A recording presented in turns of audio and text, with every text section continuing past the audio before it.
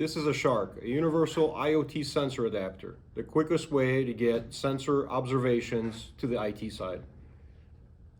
On the sensor side, there's an M12 connector that accepts any industrial sensor, whether that's discrete, analog, or Modbus. On the other side is the RJ45 connector that gets the data from the sensor to your network. Alternatively, the data can also leave over the built-in Wi-Fi or Bluetooth. The SHARC and the sensor are powered using power over Ethernet, or in this configuration, the SHARC and the sensor can be powered using a 120 volt to 24 volt adapter. The Ethernet can still be used, except it doesn't deliver power, it just transmits the data from the SHARC to your IT systems. So now on to the different types of inputs that the SHARC supports. It's a single part number, and this part number supports discrete sensors. This is a laser distance sensor that can sense the presence or absence of something, such as for counting parts. This is a pressure transducer. It is a 4 milliamp to 20 milliamp, and it's rated between 0 and 175 psi, meaning that 4 milliamps is 0 psi and 20 milliamps is 175 psi. This is a current transformer, and this detects the electric load on an AC circuit, which again is rated between 4 and 20 milliamps, and this one is selectable where it could measure from 0 to 10 amps, 0 to 20, or 0 to 50 amps.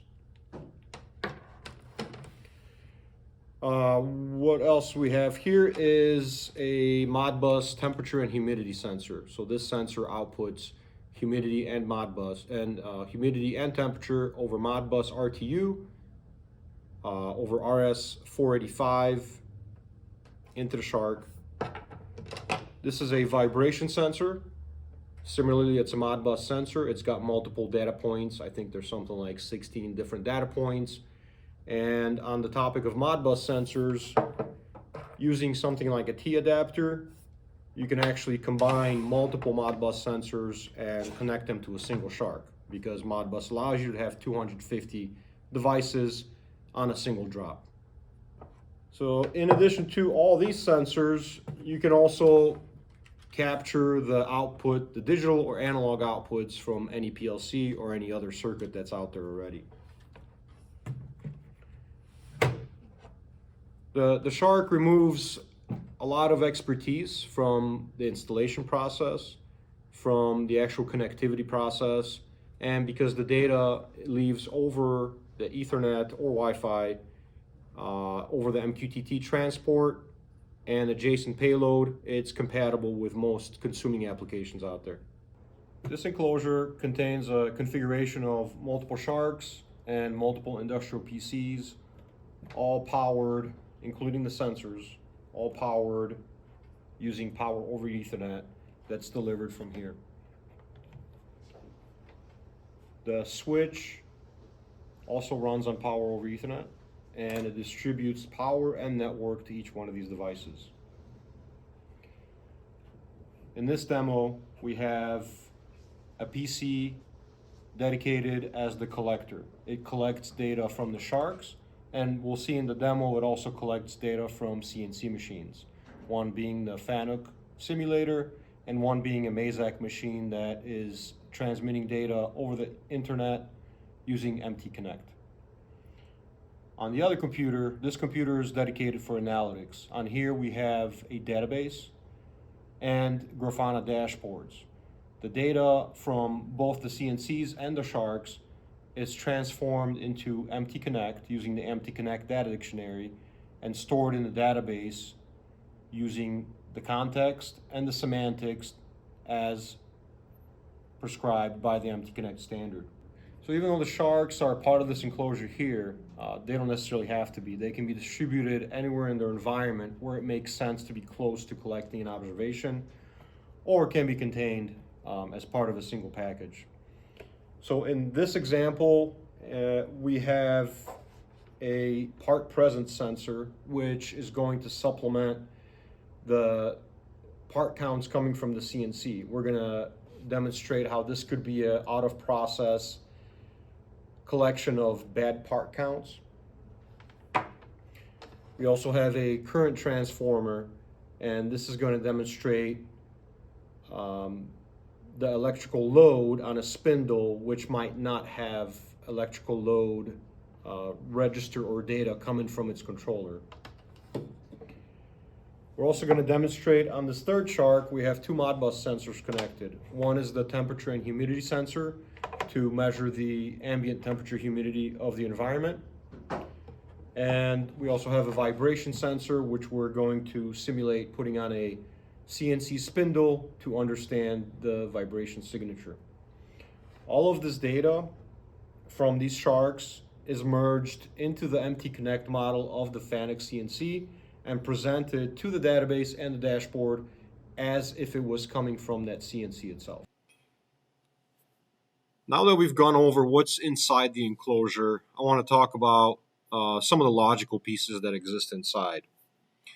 So we were talking about the PC that's responsible for analytics. We have a piece of software called the Relay, which understands how to move data from MT Connect agents into a Postgres timescale database.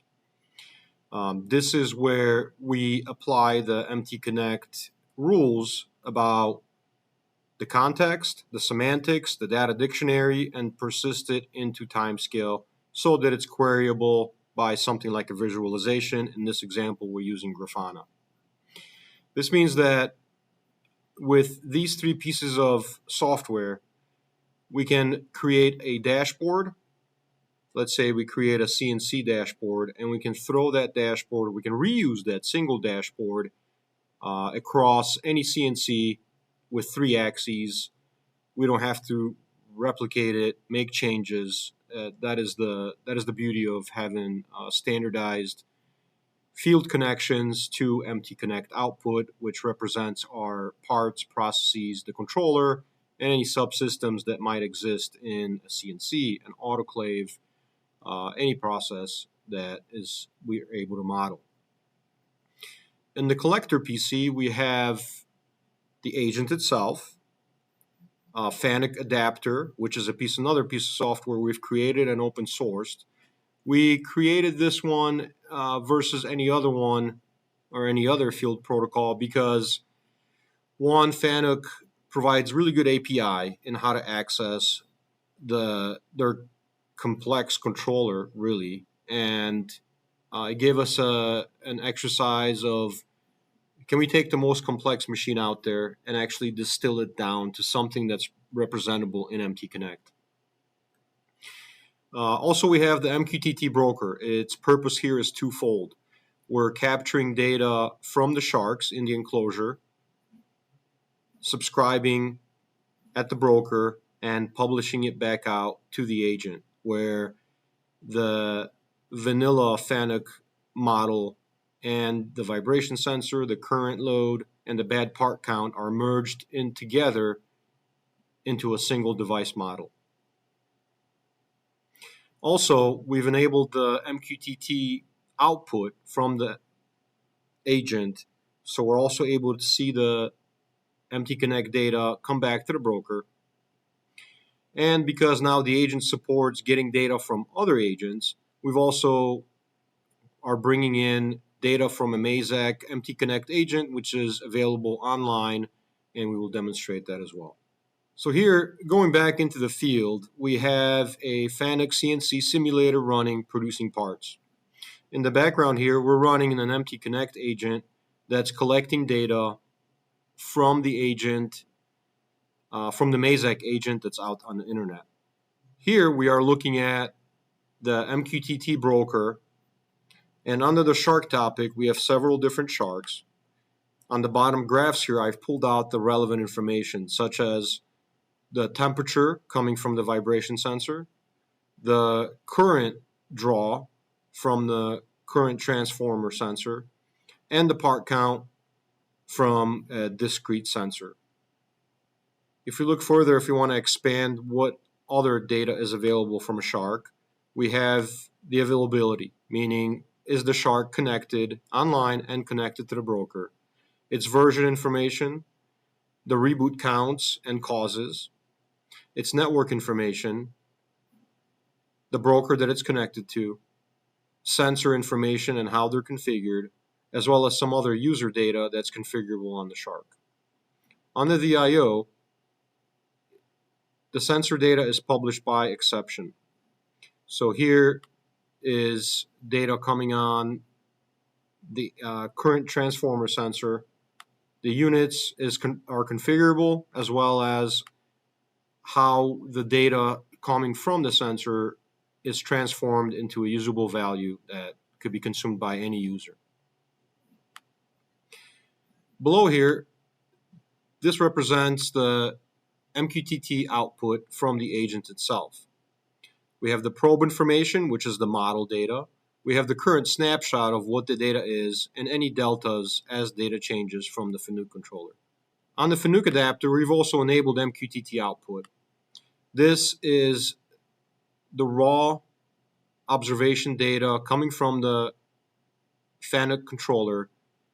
It does not adhere to any standard, but it's more or less structured in a way that makes sense, where if we look at the state of the machine, we can look at the first path on the CNC, and here are key value pairs that are then transformed into MT Connect Dictionary. So now let's look at this demo production dashboard. Here at the top, we have a machine selection where we have two machines, the Fanuc simulator and the Mazak from the internet. At the top, we have some timers coming from the machines, such as its total operating time, power down time, and processing time.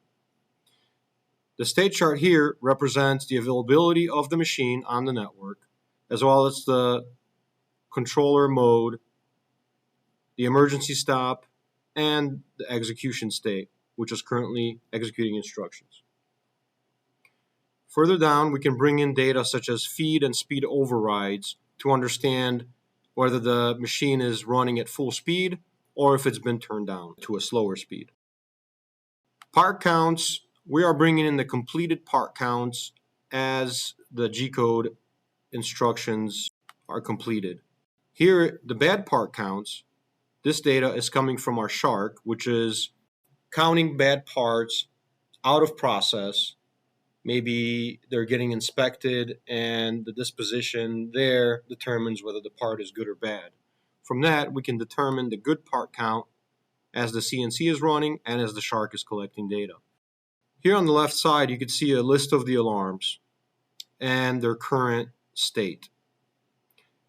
You can observe that, and I'll show this a little bit more later, but you can observe that the path to each single observation in the MT Connect data model follows the standard as well as what's been prescribed by the OPCUA companion specification to MT Connect.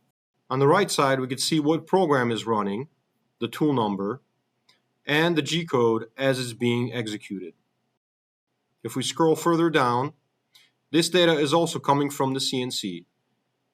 This data represents the temperature of the various subcomponents of the machine, such as the axes and encoders, the motors, and coolant. The load on the simulator, we're only getting load from the spindle itself. The path feed rates for each single axis is represented here.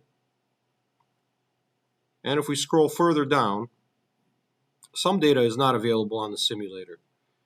But these 5 charts here are the data coming from the SHARCs. The actual AC amperage is coming from the current transformer that is attached to the spindle. Let's say the spindle the spindle power draw is not available at the controller, so we can supplement it with a SHARC to understand performance, as well as simple things like if it goes above 4 amps, that means maybe the spindle is on. If it goes below, the spindle is off. This temperature, spindle frequency, displacement, and velocity are all collected from the vibration sensor. Currently, I have the vibration sensor mounted on my 3D printer as it's printing, and we can have this data saved and historized for further analysis. If we switch over to the Mazak machine, we can see that we can reuse most of the components in this dashboards. And of course, every single machine might provide more or less information, but this is a good start to where I know that I no longer have to recreate a dashboard for every single machine in my shop. I can find the happy medium where I can represent very similar data using the same dashboard. Now, this one does not have information such as the executed G code, but it does contain some other information like more load information, and it does not contain the vibration analysis because this data is coming from an external sensor. To demonstrate more, we've created a dashboard where you can select any of the observations collected from the MT Connect agent. So for example, here we're looking at the actual amperage, which is coming from a SHARC, and its history. We can also, let's say we want to understand the state of the x-axis and maybe even the feed rate. So this is a history of all the points of data as they've changed and were inserted into the Postgres timescale database. Querying the database is simple because we've defined the path to each observation. So you no longer have to query by ID or a register number. You can leverage the full MT Connect dictionary to query for the information you're looking for, which makes the query scalable across other machines where both might understand what an axis feed rate is. But if you were to do it the traditional way without MT Connect data dictionary, you might be chasing register 1, 2, 3 in this machine or a Modbus register 5 in another machine, and then have to make the decision of where do you actually transform the data into a common format so that your applications and your consumers don't have to reinvent the wheel every single time to interpret the data. In summary, we've shown you multiple technologies that we deploy when establishing machine connectivity and collecting data, turning into information, and storing into a database so they could be consumed immediately by any number of consumers. The SHARC is a great way to supplement additional pieces of missing data or to bring on observations from the real world into a database and into consuming applications quickly. Both our Fanuc adapter and the Ladder 99 stack are open source and available on our GitHub repositories. Thank you.